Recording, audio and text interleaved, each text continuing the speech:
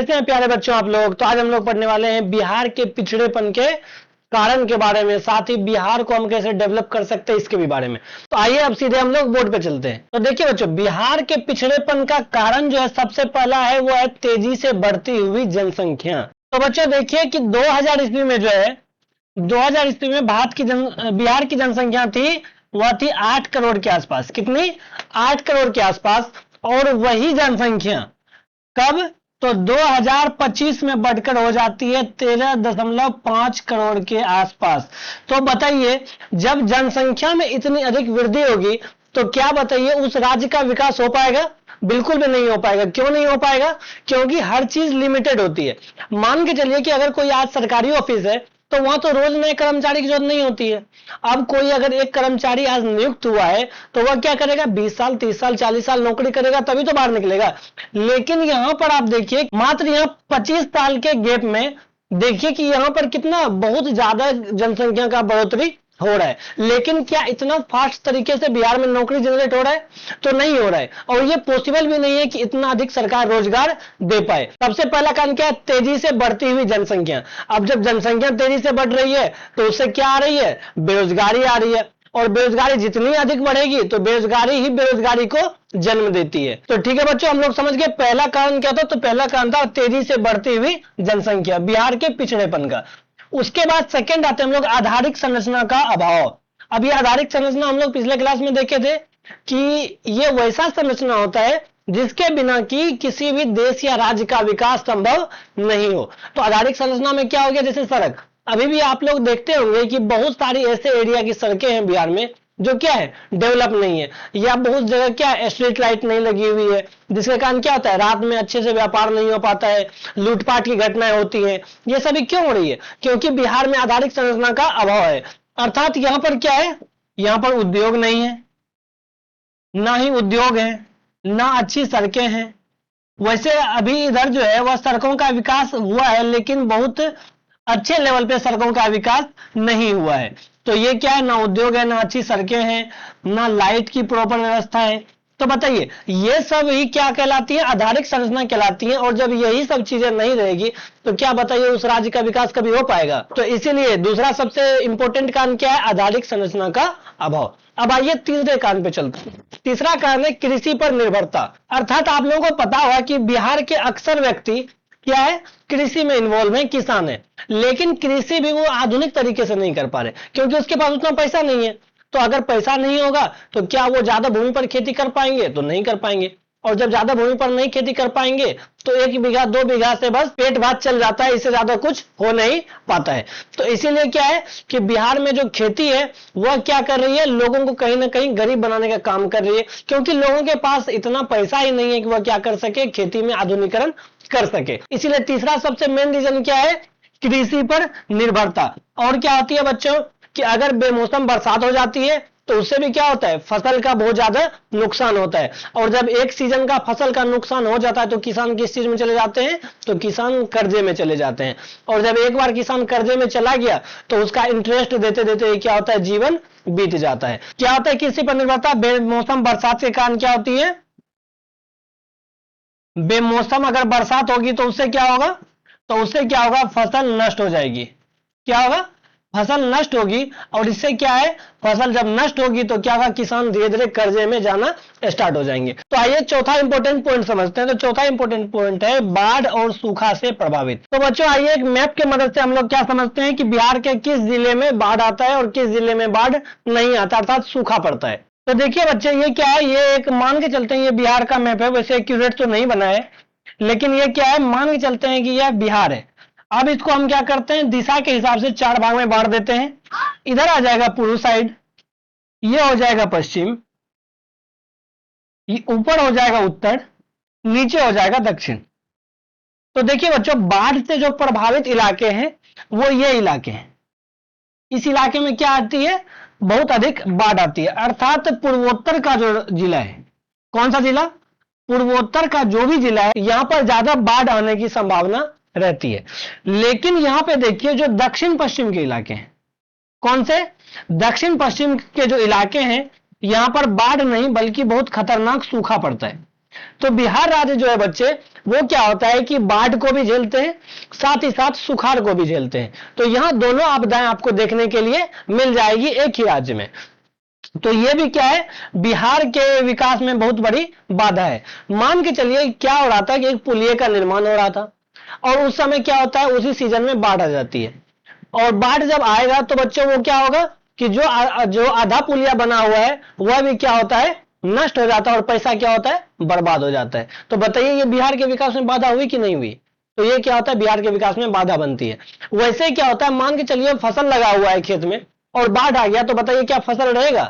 फसल नष्ट हो जाएगा। वैसे ही सुखाड़ में भी होता है, अगर सूखा पड़ गया तो बताइए फसल हो पाएगा क्या? तो बिल्कुल भी नहीं हो पाएगा। इससे क्या होता है, बिहार के विकास में बाधा आती है।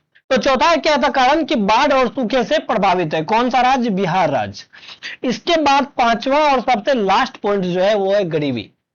देखिए बच्चों, रेगनर नक्स ने कहा था कि गरीबी गरीबी को जन्म देती है, और यह कथन जो है यह बहुत सही कथन है।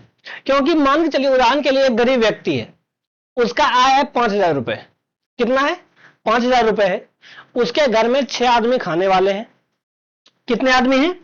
6 आदमी। यहां पर हम ले लेते हैं एग्जांपल कि 5,000 रुपए क्या है उसका इनकम है, 6 आदमी खाने वाले हैं।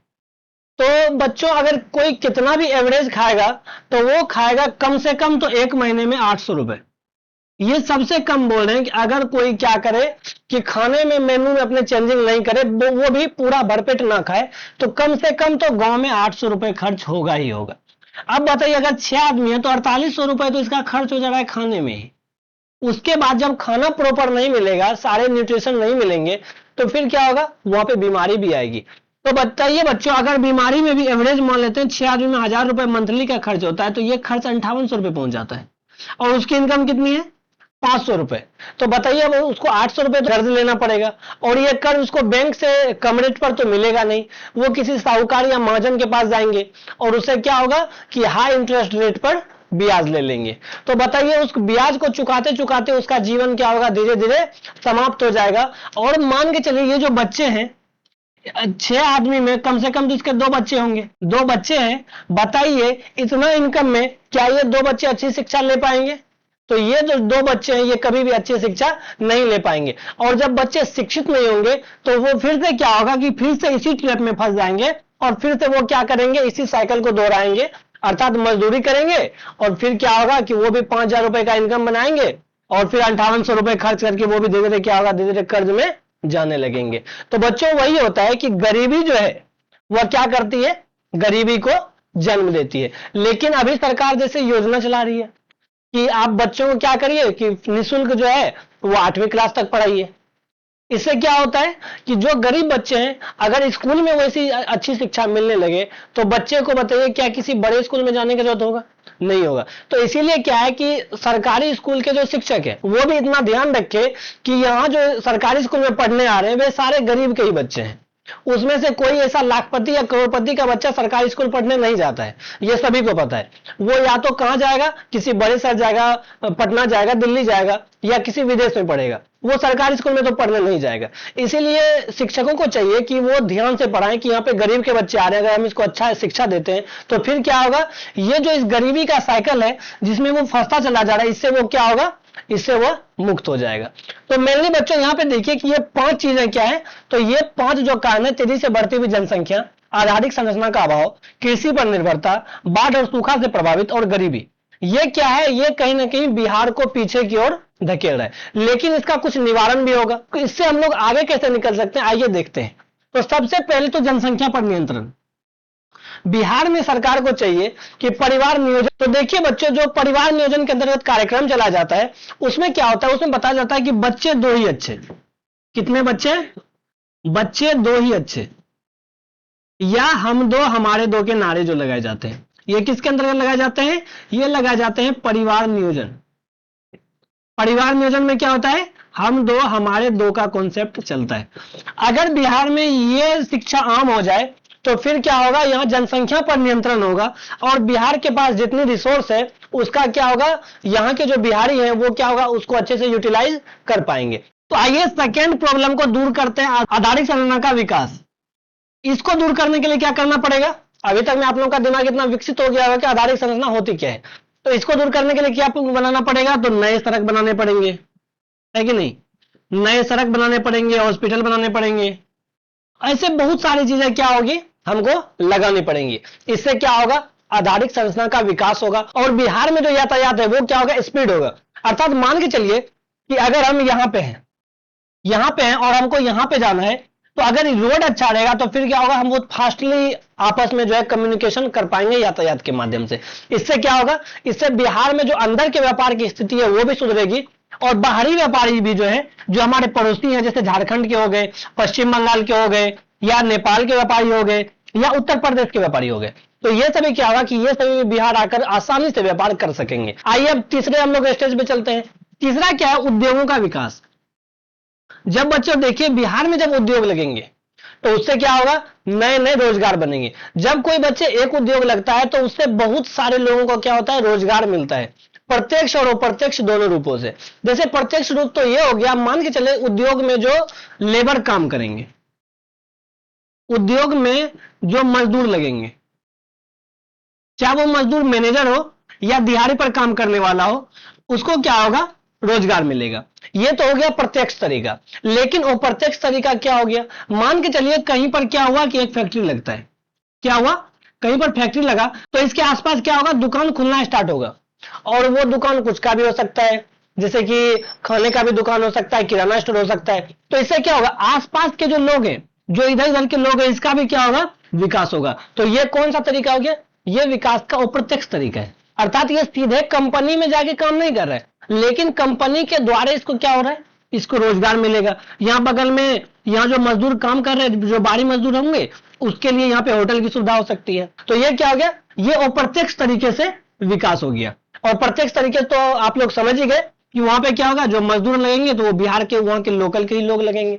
उससे क्या होगा कि वहां के जो लोकल के लोग हैं वो उसका डेवलपमेंट अच्छे से हो पाएगा। अब आइए हम लोग चलते हैं चौथे पॉइंट पे। चौथा पॉइंट है हमारा बाढ़ पर नियंत्रण। देखिए बच्चों, हर साल जो है वो बिहार में जो है, हर साल जो है बिहार में वो हजारों हेक्टेयर जो फसल है वह बाढ़ के कारण नष्ट हो जाती है।